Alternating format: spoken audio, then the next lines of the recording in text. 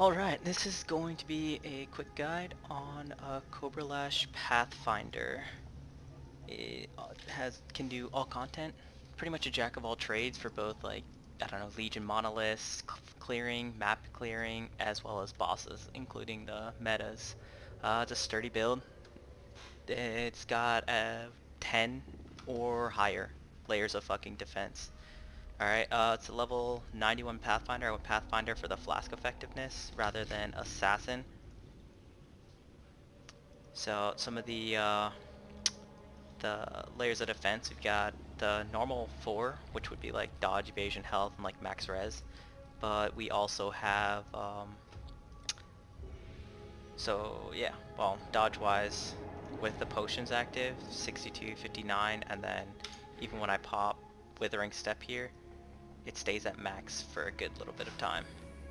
So it gives you a good amount, really good amount. It also has a slow from the aspect of the spider here, as well as chill through vortex and bone chill here, and my cast when damage taken setup, as well as immortal call.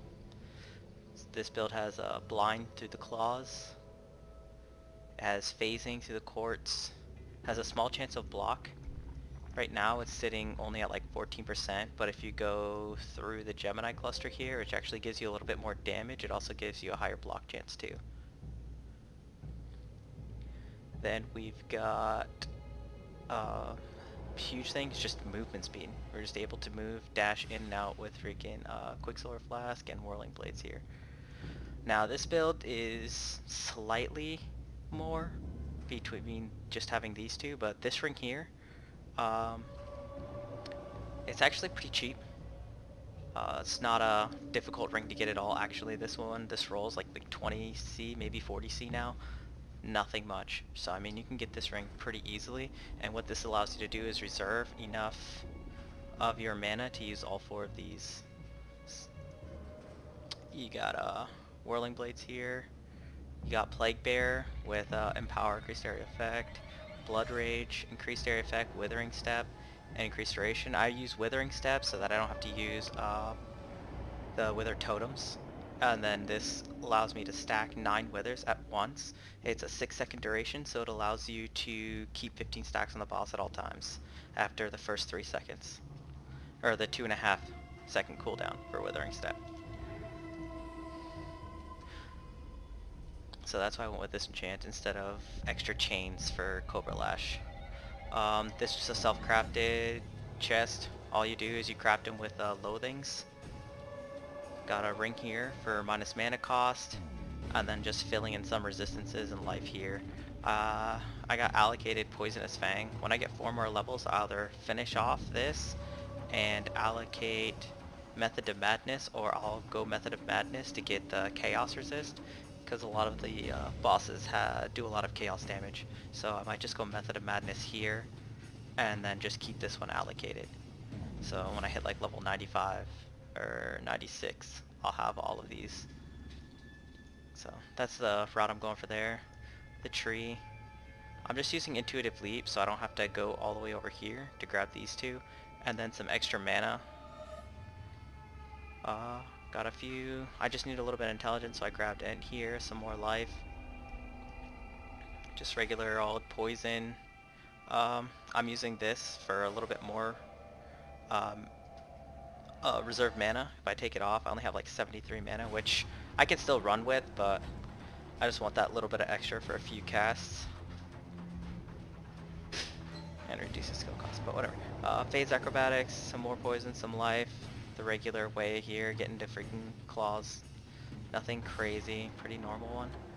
But the reason I went this class in general, yeah, these boots, you don't need this base, you really don't. All you need to do is again use Loathing to get the dodge chance, and that's pretty much all you need. I just want looking to try and get maybe a little bit more dodge chance on my gear, but other than that, right now I'm only running with a level 5 precision, just again for mana reservation. If you have enough accuracy on your gear, I have my accuracy on my helm and my ring here.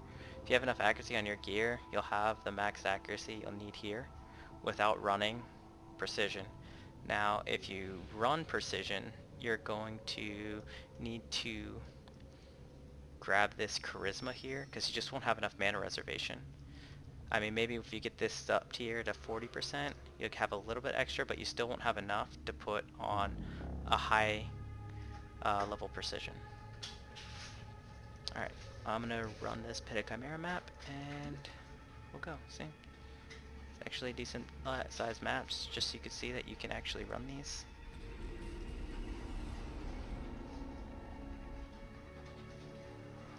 One of my captains refused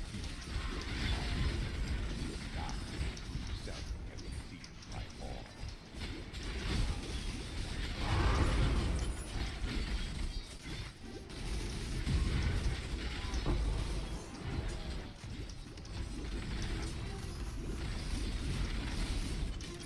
My mana is gone.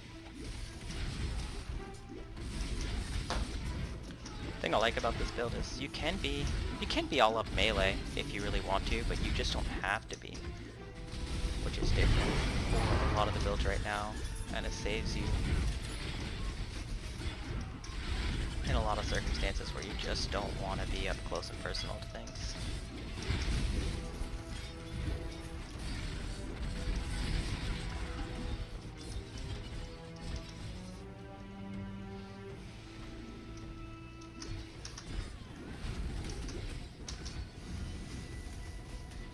So the bossing damage isn't amazing, but with only, what, 4,500 health, you're still able to take hits from him.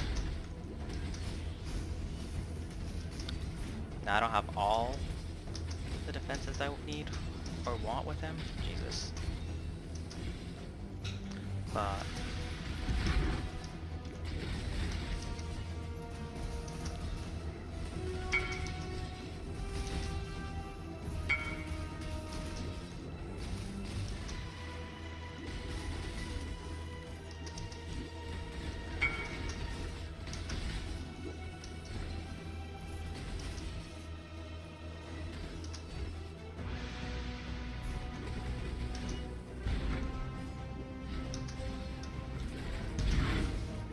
ouch.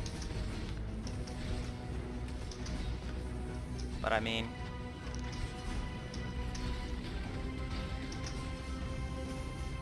I wasn't so rusty at playing this fight. I haven't done this fight in ages.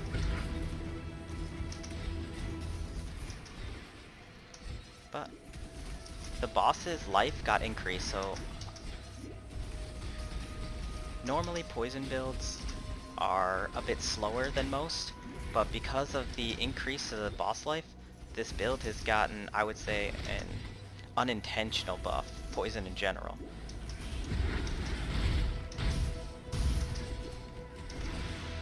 Just because now you have the time to ramp up where you didn't before.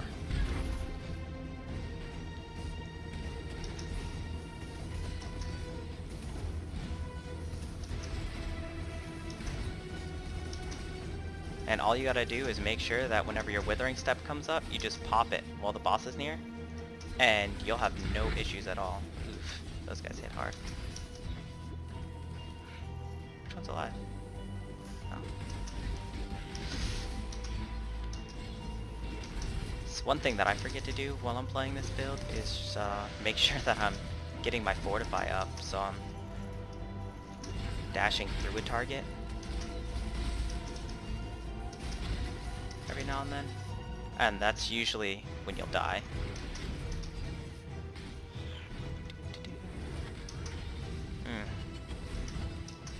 His main damage abilities like that, you want to make sure that you miss, but other than that, This is the key to a crucible easy day. that stretches the sanity of the mind. So yeah, it took a little time to kill him, but at the same time, one, it's Chimera and he's got phases, and two, the boss's health were like tripled. So poison build can do all content right there. I mean, Shaper is pretty much the exact same thing. You just have to move around. And actually, I think it's going to be a little bit easier on Shaper. I haven't actually done them yet, but you can. And even with 4,500 health here, I'm still able to tank those massive hits that he does. And that was, you know, that was all I was looking for when I was making this new build. So there you go with the build, and have a good day.